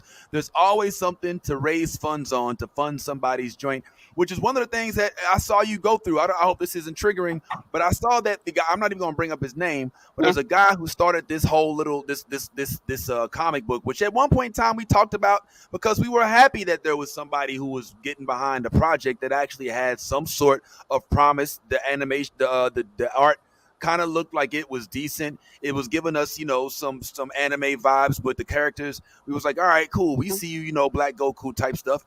But this dude said some off the wall stuff, and I mean, I hope this doesn't put you in a certain place, but cover your eyes if it does, because here's some stuff it said. But it does have some subtitles that I do believe are actually worthy of discussion. The Blerds, right? They have to try to destroy everything that everybody else is happy about. You know what I mean? So we're just going to hold the line. There's way too many of us, right? We're a way bigger coalition than them, that they have no power over us. It's going to remind them real quick that all that cancel culture bullshit that they do, it might look amazing. It might feel like you're doing a lot. But reality is often disappointing. Black Thanos. Look, we don't have to run through the whole history of everything, but I just don't. I mean, you heard a key word in there, cancel culture, which kind of gives me an idea to what his news sources is. But if I'm not mistaken, this wasn't even an attempt for you to throw smoke at the whole concept of the art and of the comic. It was just a critique of some of the depictions of some of the characters, and based on some of their possibly the masculinity and if I'm not mistaken, last time anything is thrown into public ether, it can be publicly scrutinized or publicly commented on or have public opinion. So what was it that, what did you say that made somebody get their panties so much into a bunch? Well, also, it was almost a year ago. The video was almost a year old. Yeah. So it's like the video's been there for a hot minute, and he's just been kind of fiending over it for like 8 months. So it was like, okay. Mind you, I have been getting asked to review the comic for a long time. A lot of people have been asking me to review it. And, before I review anything, I like to get involved with the creator first. Oh, okay. Like, because I need to see what I'm working with. Because I kind of make it my job to ensure that, like, I'm not sending anybody anything bad, anything triggering, anything like, that could be deemed like problematic or anything like that. And mind you, my whole page, if you go on my page, like, I critique a lot of different comics, whether good or bad. Sometimes it's for the bad, sometimes it's for the good. I don't really like pick sides here. Sometimes, like, if I don't like it, I'm gonna say I don't like it. I've done this. Sometimes I'll even just name specific creators. Like, people know I specifically don't like Grant Morrison as a writer. I've said a lot of things about Grant Morrison due to the nature of their work. So this one was actually kind of interesting to me because it's like, usually writers don't interact with the commentary on their work. Yeah. So this, to have a writer actually like try to like debate with someone who doesn't like their work is interesting. And mind you, when I started getting more into it, because like I said, sometimes I do feel like a writer's personal opinions do leak into their own work. And sometimes, like, if you're someone who is affected in a certain way, maybe you don't want to support it, or maybe you maybe like you don't really feel comfortable because you start to see some of that leak into the work, like, what's going on currently with Harry Potter and J.K. Rowling. Yeah. So you're seeing like a lot of that kind of thing coming back around, like, and you start to see these debates of like, like the writer versus the art versus the artist. Mm-hmm. And so that was kind of the stuff that I wanted to talk about because, it's like, can like a artist views be enforced into their art? And so this was like some kind of thing that I brought up in the video where I was like, they say a lot of things sometimes. And mind you, I was just using stuff from his own videos. I never made up anything. I was just saying like, oh, well, this is what I saw. This right here on the videos myself. Like this is what I decided to use. So I was just like, okay, well, just letting you know, this is kind of just the environment of the page. That's kind of just that's just kind of how things are. If you want to support the person, that's cool by me. But if you're someone like who maybe doesn't feel comfortable with that, then that's also fine. I'm just like letting you know what it's about, what you're dealing with, and how things are going. So yeah, because like I never, the whole thing was just stupid. Because it was like, I haven't said anything about that person that I haven't said about any other writer. Right. So I wasn't targeting anyone. This is quite literally what my page is for. And then it just kind of came this thing of like, because even after I initially made the video, he went on live about me about 6 times. Released several videos, basically calling me out of my name multiple times. And so then jump forward a year later. I think all this is over. Jump forward almost a year later. And then out of nowhere, he's telling people to mass report my page. Right. Like he's like, mass report that video. But I'm like, if you but then he's like, oh, well, I don't want the page taken down though. But I'm like, yo, if you mass report one video, TikTok could easily like shut the whole thing down. So I'm just sitting here freaking out because I'm like, I have these people coming up in my comments and now they're like telling me that I'm like a misandrist. What is that? Like, basically, it's like basically someone who hates men. I have people calling me a man hater. So it's like a new word for misogynist, I guess. But for women. I know what it is by definition, but like, is it possible to really be somebody? It's really not the same thing. It's like reverse racism, gender. Exactly. I mean, when you what? I'm basically saying that I'm anti-black man and that I'm trying to take down a black man's business. Yo, there's a lot of paranoia. Go ahead. I'm sorry. Yeah, because that's basically all the stuff that he was feeding people in my page. And I even have the only reason that I even knew that he was sending people to mass report me was because one of his followers was like, oh, well, I actually watched your video and you didn't say anything bad. I only came here because he told us to mass report. And I'm like, what? Yo, that's crazy. There's multiple things at foot here, but some of the things that are coming to mind with me is somebody who's drunk with power, all right, who feels that they have acquired enough of a followership and enough shareholders to be able to put somebody out of their life in terms of their social media space.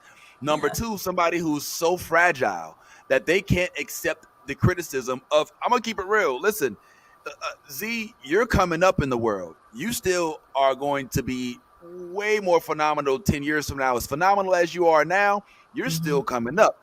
And so like to choose you as the villain in this story, you know what I'm saying? It's just so overplayed. I mean, talk about overcompensating. And if I'm not mistaken, was there an attempt at an apology like through the wife, or was there like what?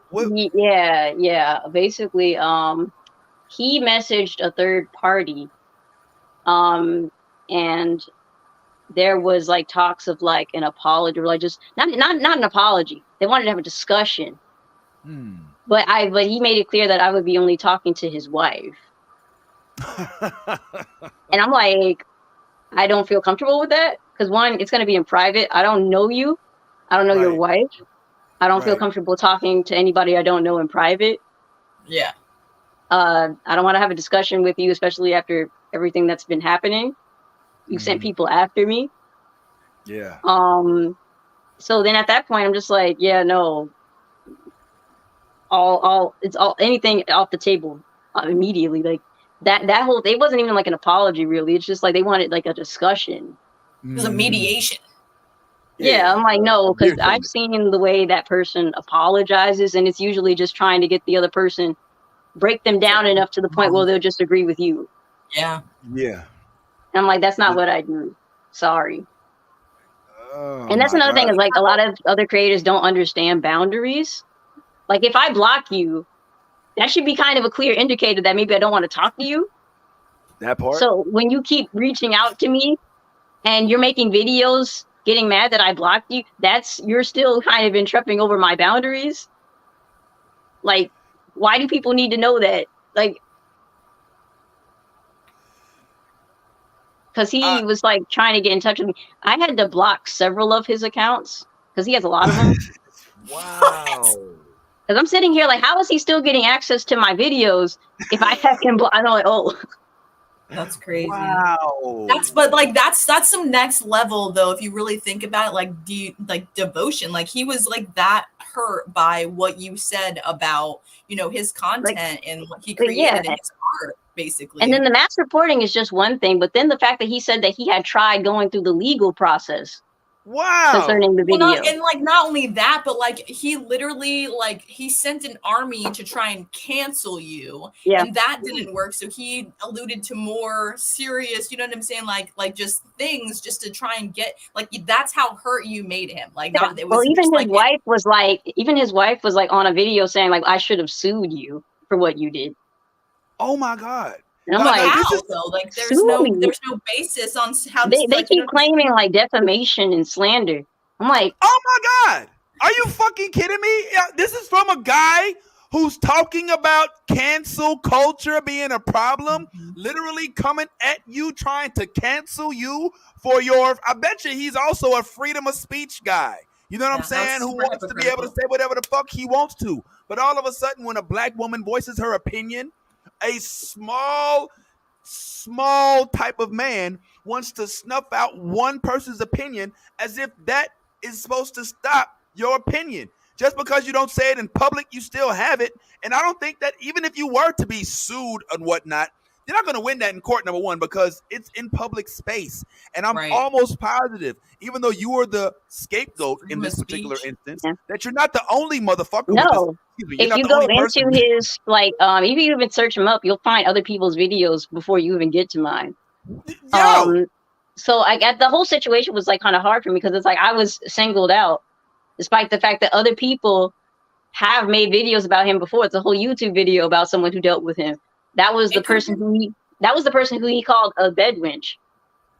It could have been like your upcoming, just looking at your social status. He chose you, and you know what I'm saying? Like he initially just picked you because you seemed like a good clout target. If I could, if that sounds right. Because he kept bringing up the views the video got. Because he was like, oh, it's the top video. I'm like, this video is over a year old. So you know how they say bad clout is also good clout, like that. He was kind of riding on that, banking on that. But when it got too deep and things got to what I'm saying, he escalated it a little bit more than needed to, and it got worse when one of his main mutuals shareholders cut ties. That's when things kind of started scrambling. Yeah, and that's when things started getting worse. Problem. Because that's when it's like and I was just completely anxious the entire time because it's like every morning I was just waking up to someone messaging me like, oh, well, he just went live about you again. He just went live about you again. It was every morning. That entire couple of days, it's like I could not sleep. I would get very sick. Like I get anxious very easily. Basically. Yeah. He used you for 100% clickbait just so he could get clout off of you. And then when it escalated because of all the comments and all the people that, between your followers and his followers, he had to keep the charade going. But then it got to a point where, he got a little too butthurt with it. And then the part that I don't understand was what was the whole sending his wife to mediate this conversation between the two of you? Is that because he's too high and mighty to speak to a woman about the situation? Yeah. I really don't understand. Because originally when I first made that video, he was like, oh, well, I'm way above her tax bracket to even be giving her attention. So I'm like, then why are you keep making videos? Why?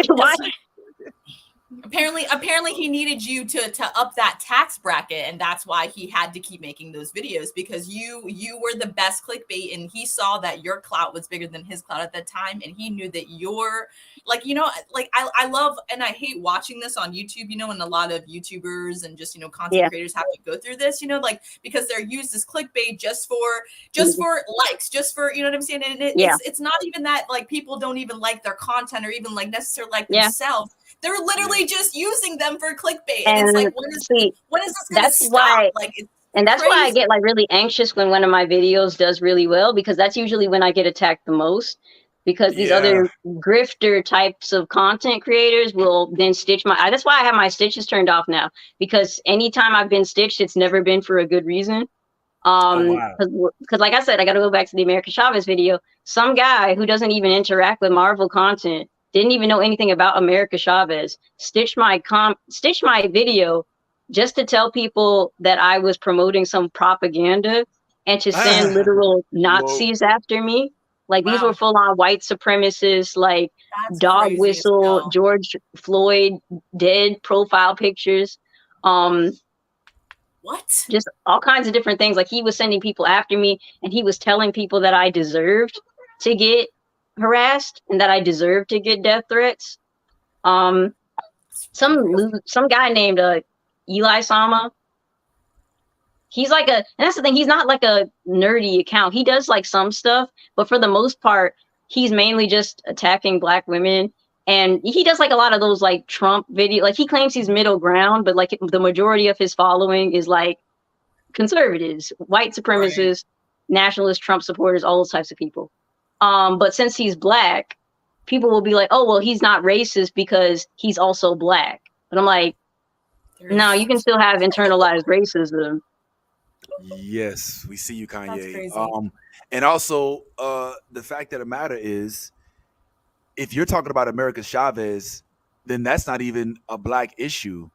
That's an issue within the Latino community. Yeah, which frankly, 100%. I was offended. Yeah, I'm Puerto Rican and Dominican, and they couldn't even give us, you know what I'm saying, like the right. Because I'm like her being Puerto Rican. I even said her being Puerto Rican is ingrained in her character. That's literally why her costume is designed that way. She's Puerto Rican. And then he was like, oh, well, she's actually not Puerto Rican. She's an alien. Like, well, yeah, but she was adopted by. Are you stupid? Like, because I'm like, oh, well, Superman must not be a white man either because he's an alien. Right. Pull up. Like, with the facts.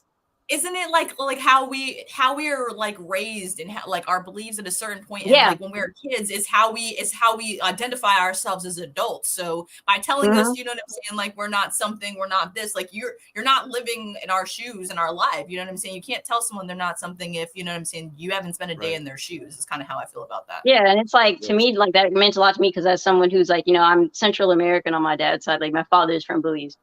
So it's like, that still like meant a lot to me to like talk about it because, you know, when it comes to like the Caribbean and Afro-Latino experience, you don't see a lot of that in media. So that kind of would have meant a lot because a lot of people don't even know certain areas like this exist or certain people like this exist. Right. But the dude was literally telling people that I was anti-Latino and that I was promoting Latino erasure. Which doesn't make sense. Which makes no sense because I'm like, the character would still be a Latino. Right. It doesn't make any sense at all. Well, let me say this because I don't want to take up too much of your time, and also I don't know how that battery looking on the side of the screen either, so we want to keep that in mind.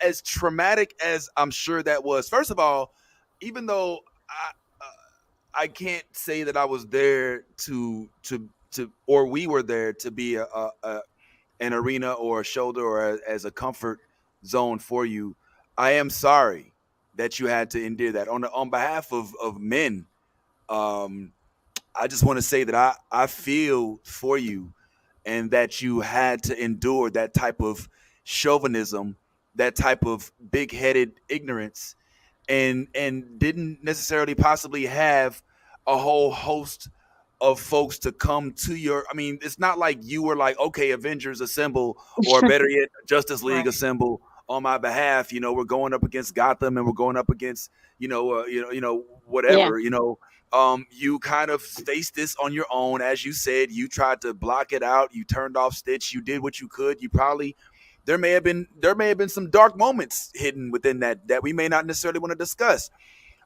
So I'm sorry that happened. Like I feel like the weight of empathy for, and as a self-proclaimed empath, I'm not Mantis or nothing, but you know what I'm saying. I feel like if that had happened to my sister, mother, or daughters, like I would have just wanted to hug and hold them and just take them out for ice cream and just kind of make them feel and show them, like, look, just because this is happening in this space, this does not mean that the world exists around this. Because it's so easy. Like I tell folks, the negative comment weighs more than all the comments. You can have 1,000 comments. Girl, we love you. Oh my God, thank you so much. That one comment to come is, why does your hair look like that? Is the one thing that'll stick in your head all week long. You'll be like, damn, man. But all the other comments we'll forget about. And so for that to have multiplied, metastasized into millions, possibly thousands, millions, who knows, of other comments, I can just imagine like what it's like to go to sleep that night. What it's like, the fear to go to your phone and open it up, not knowing what to expect. So I just want to say, I'm sorry, that happened, and I wish there's more we could do. I will say this. I know I'm long-winded.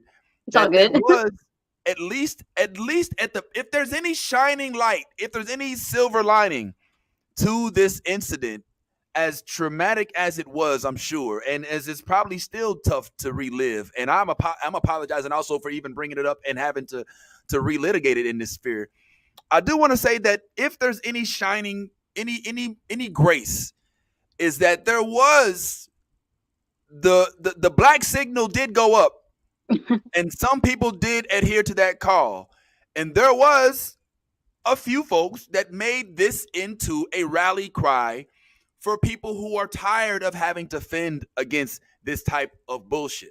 Now, I'm not here to get no drama, but I really is right appreciate and it wrong a is lot. wrong, and I feel like it's important for me to use my platform to point those things out. Now, I was 6'6" yesterday, and I just got caught up on what's been going on. Now, apparently there's this black female creator. I don't think I've heard of her until now, but apparently she reviews movies and comics and TV shows and things of that sort. A year ago, she reviewed a critique by a comic book made by Black Sands Entertainment. And if you follow me long enough, you know that Black Sands and I have been extraordinarily tight. In fact, they were the ones who not only gave me my first big sponsorship, but they also made me executive producer on their upcoming anime series. The critique that Mighty Z was given to Black Sands was that he should make his male characters a little bit more vulnerable because he's perpetuating the stereotype that black men have to be more masculine. And I don't think that's a bad critique at all. I think that's a 100% valid one. But apparently, Black Sands didn't take too kindly to that and decided to go on live to tell all their followers to mass support this creator. I would just draw a line in the sand here that that's not right, no matter how you slice it. First off, using your platform to amass an army of people to attack a black female creator is absolutely unacceptable. It is black men who have built platforms to create a space that make all people of color feel safe. Doing something like that is exactly the opposite. The crazy thing about this is that I know why these characters are hyper-masculine. You told me it's because you want these characters to be part of the next Dragon Ball Z, which doesn't admittedly have a lot of vulnerable male characters. Except for Gohan, but that's besides the point. Instead of taking that criticism and rolling with it, just explaining that, you decided to attack this other creator in your community. Black Sands shouldn't stand for that. That's not what I was led to believe. It's definitely not what I stand for. Like I said, what's right is right and what's wrong is wrong. Y'all go follow the Mighty Z, give her your support, and stand for community, not separation. There were some people who did come to say, look, this is bullshit. I'm not here for it. And I'm not going to stand for it, even if I did support you in the past. One of them was our good friend, Fantastic Frankie, who's come on the show before. And she had this to say. I was going to get up here on my platform and waste my time talking about this terrible comic book creator. And then I realized, he does not deserve the views and the attention I would have given him if I'd done that. So instead, I want to talk about my girl Z here. She is another woman in the industry that only talks about characters in a very honestly objective way. She is a comic historian to my Blurred Without Fear. All she does is this is what happens, take with it what you will. And the thing about her is she's honest. So when a comic isn't good, she gonna say it's not good. And because of that, comic book creators who aren't confident in their product attack her, capitalize off of the misogyny in the industry to try to tear down this creator that is just trying to share in the space and enjoy yourself and be a reliable source. The craziest thing about that is I see this particular creator always try to capitalize off of like blackness and masculinity and how they're pro-black women and want to support us. But the minute a creator doesn't align with their values, their first thing is to immediately attack and tear down. What part of the game is that? Like, masculinity shouldn't be tied with misogynoir. It's just discouraging sometimes that like things don't ever seem to be getting better. Anyway, if you want to know more about comics, definitely follow my girl Z. She's so informative. And try to be better nerds. So there was an outpouring of support. It may not have been enough. It may not have been on time because we're talking about something else that was like a year old. But did you feel it? Did you feel like any of the love once, you know, once it became evident that there were people in your camp, at least, even if they didn't drown out the voices, was there a sense of, oh, well, that's pretty cool, or something like that? Yeah, it was nice because, Frankie and I have been like really getting to know each other, and she's super cool, and she's been like really great at helping me navigate all this stuff because she's been through a lot of the same things that I have been. So it's nice to kind of know that I'm not alone in these things. Like, there are other people who are also experiencing like that same pushback. So I do have other people that I can go to and talk to. And I had like a lot of friends, a lot of mutuals, a lot of different people who were coming forward. So I did appreciate like a lot of the support. It helped put my mind at ease, at least, to know that, there were people like kind of in my camp. Like I wasn't really facing it alone per se. Like, I mean, still like at the end of the day, I was by myself having to like kind of internalize a lot of these things, but at least I knew I had like support from people I knew who I could go to. So, that really mattered a lot to me, and just like, still having like that sense of community at least. Yeah. Because it can be hard when it's like, people not only are going at you, but then they're also like coming for your blackness as well. Because, he was telling people that I probably wasn't even really black. He was telling people that I was like a Candace Owens. Wow. He's like a Candace Owens. So like he's come on, bruh. Like, and I mean, for those who are not black, that's the reason why I support the like calling ourselves Blerds. That's why it's so different from calling ourselves nerds, because being a nerd has its own set of issues in terms of social, the societal, constructs. But being black in itself also has it. So when you merge the two, you're combining, like traumatic experiences. And so that's one of the reasons why. So when he comes at Blerds, it's just so weird to me. But I'm just happy that Frankie was there for you. Yeah. I'm happy that there was an outward community. There was even, I mean, I just brought up two of them. There was a bunch of them that I found that I didn't want to sit and just go down the entire list. But I'm happy to know that some folks with some pretty big platforms did come to make sure that it was known that this was not cool. Does that make it right? No. Does that make it better? Not necessarily. But at least it was acknowledged, which is one of the ways I came about you as well. I mean, even through Frankie and whatnot, and our boy Hellspawn, who also was featured there. He actually we'll be talking to him again pretty soon. So I mean, it just, I'm hoping that the love that ensued after, the traumatic Nazi bullshit anti-woke mob comes to you, did at least kind of rear itself as a moment of positivity in that storm. Yeah, it was nice seeing like a lot of the support coming in, because usually like whenever I see one of my videos getting a lot of traction, I'm like thinking that I'm getting mobbed. So I'm like, oh shoot. But it was nice to see that the comments were positive. And it wasn't only women. It was men too, you know what I'm saying? Coming to, like make sure that, they put their voice out there and like made sure that they like let people know on their platform that they agreed that this was not right in any kind of shape, way, or form. So, and I think that like that's super cool that you have that support, even though, you know what I'm saying, like, you're just doing you, and it's not something that's expected, but appreciated nonetheless. Yeah.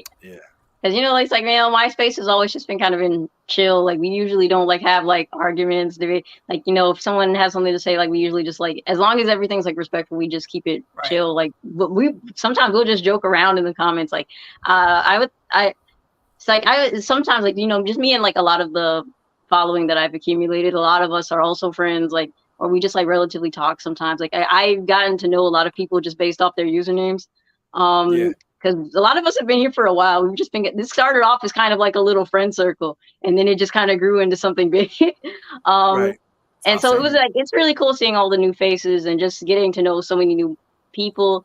And especially like I said, like all the support that has been coming in, it's really introduced me to a lot of really cool other content creators that I haven't been exposed to before.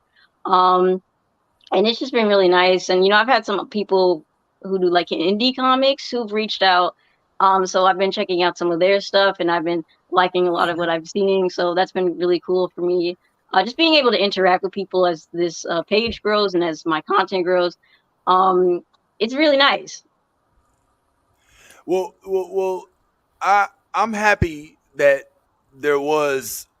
It sounds like, I don't know if it's an ending, but at least that there was a full circle moment that kind of galvanized at least the better half of our community to support you. And I hope that aspect of it continues. You know what I'm saying? Because it just isn't right. Right now we're living in this heated moment where it feels like people who have held on to power feel like the way that they can keep their power is by attacking anybody who doesn't have as much as they perceive themselves to have. And that is, I think, just a bunch of bullshit. And I'm gonna call it as it is. And so I'm happy that you're getting what I believe is your just due, because I've seen it happen firsthand too. We have a friend named Tiffy Starchild, all right, who came onto our show, and we posted this silly video where we literally were debating over whether Jasmine really settled for Aladdin or if Aladdin was the diamond in the rough that he says, and the video takes off a little bit. And instead of people being like, oh, well, I think Aladdin was a good poor guy and he won Jasmine by heart, they're like, this fat bitch with this face. Yeah. You know what I'm saying? And, and it was like, yo, first of all, Tiffy ain't even overweight. You know what I'm saying? So for you to refer to her like that is not even accurate. Second of all, like, why personal? We're talking about Disney characters in a movie that came out before the turn of the century. Some of y'all wasn't even born when this movie came out, and it's a silly conversation. We wasn't serious about it, but we see, and it's mainly the men that come at the physical appearance. They come at the personal stuff. It's like they're hurt in the butt, like, you know what I'm saying? Like, literally, like, so I'm not trying to compare her situation in this post with yours, because yours sounds a lot more deep and a lot more painful, if I'm being honest, because this is just one post. But my point was that I've seen it, and if I hadn't made that post and wasn't, and if we weren't collaborators on that, I may not have known how deep it gets in the comments section with regard to the misogyny and the personal attacks. So I'm sorry. It can be a lot to really take in. Especially when like they come for your, like, I've had people come for my voice. Just the way I sound, my looks, a lot of different things. And it's really hard to like not internalize those things, especially if you're already like insecure about those things. Just to have other people like actually actively pointing them out is scars. Yeah, it's hard when you have to deal with that, especially like when these are like the like I've had people like sometimes they began to like find all of my different platforms. Like if I block them on TikTok, then they start coming to my Instagram. If I block them on Instagram, they start coming to my Twitter. It would be like full blown harassment. Like, so I've had to mass block people for like ages, because the block list stays kind of tight. I've even had to like put in filters, like comment filters, just because things get that bad, and it gets to a point where I can't navigate all the comments anymore. So I have to start using filters, because it's like I don't like having to sift through all those kinds of comments for a long time, because the more I sift through them, the more I actually have to read them. And it does get tough because you can say like like I don't think those things about me are true, but at the same time, it still hurts that becomes people's perception of you, Right. Yeah. especially over something just so fickle. Like you could just Exactly. say the smallest of things, and it was just like okay, and it doesn't really help that like on in a lot of these nerd spaces or like even like just blurred spaces, you have like these kind of issues of like incels, these Yeah, like the incel podcast community is bros, deep. these types of Yeah. people coming in, and just because of who you are, they've already kind of come in with this idea to hate you just because you are who you are. Yeah, So it's like you absolutely. kind of already lost before you could even defend yourself. Yeah, yeah. It's a preconceived notion, but listen, let me say this Yeah. because we're gonna go ahead and wrap up real quick. Um, First of all, uh, the fact that these cats feel like you're like a gazelle that they can pounce on, like like you're the like the weak, and I think that at some point in time they're going to recognize it's not the case, because they forget about the mighty part in your name, Mm. and I think that that needs to be just as recognized. Mm-hmm. So I'll say this: I don't normally give unsolicited advice, but I will say if you're not pissing somebody off, then you must not be doing something right. Because in order for you to actually have haters, you got to have success first. Yep. So for you to True. have the level of hate, it definitely speaks to your level of success. And I can only wait to see how much further it goes. I see its stratospheric rise. And I just want to say this: as you continue to rise, and we have a backseat in the bleachers to watch your Mm. meteor fast rise to get to stardom, it's not unfortunately going to get better. The folks who have hit certain levels in life are going to get a slew of hate. It comes with the territory. I mean, in a country, I'm not justifying it. I'm not saying, oh, you need to eat this and that's how it's going to be. I'm saying it because I hope that at some point in time, that despite the fact that these hateful folks will continue to rear themselves in their lives, I hope that there'll come a period of time where it it's something that it won't impact you as much as it does right now from a mental and psychological state. Like there's if you're going to continue in this realm, I, I hope that there is a moment in which your superpower of being in of not allowing them to have any power over you will come into play. I feel like I shouldn't even be saying this. Like I feel like this is wrong for me to say. I don't know what I'm trying to say. I think I'm saying it the wrong way. It's coming out. It's not coming out the way that it's in my head. Like I guess what I'm saying is I, my best wish for you is that they will not be given any real estate in your head at some point in time, or there's a way to fend them off in a manner that will make it so that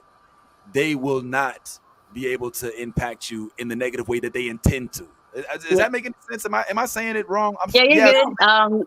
When the more my page started growing, it was just one of those things where I really had to like understand that the more you grow, the more people you're going to be subjected to, and not everyone's going to like you, Yep. and you can't change people's thoughts about you, and that's okay. Not everyone has to like you. Not everyone. I don't have to like anybody else. That's just how it is. And bad comments can suck to read and it can hurt sometimes, but it's like I can't take those things as just a reflection of who I am because I know who I am. Right. Yeah, so it just kind of got to that point like where I just like just focus on doing me and just focus on like all that love and support that people have been showing me because as long as I'm doing what I do, it's all good for me. Absolutely. Well, Z, listen, we appreciate you waking up this early to to work with us for a quick. We're gonna go ahead and end up. Unfortunately, Bad Ty had to head out, and we want to shout out to our other members couldn't be here. What's up, Nolly? What's up, Steph? And what's up to Tyrone? Speaking of Puerto Rico, me entiendo, hermano Jose que está en Puerto Rico. Dígame algo, Puerto Rico, cosas, Are you por dropping his favor. location? Yeah. Oh, my bad. I mean, Puerto Rico, Alabama is what I meant to say. Calm down. But yeah, man, we can't thank Z enough for giving us some of your valued time. And yo, just so you know, we are on Team Z all day, and we're here to fight. We your backup, so make sure you put up that black signal, and the new Blerd Order going to pull up to make sure that we can be right there in that last in-game scene where everybody come back from the snap. But as for today, guys, I just want to say thank y'all so much for pulling up as always for Blerd Church. We sincerely appreciate you. Make sure you follow us on all of the sites, StreamYard, all that other good stuff. I mean, StreamYard, Spotify, all that. But as we always say, be yourself, just like the Mighty Z. Because if you ain't being yourself and you ain't being your authentic self, then you being fake. And in all things, if you a geek, then go ahead, let that geek flag fly. Pull on up. I love the new Blerd Order. You should too.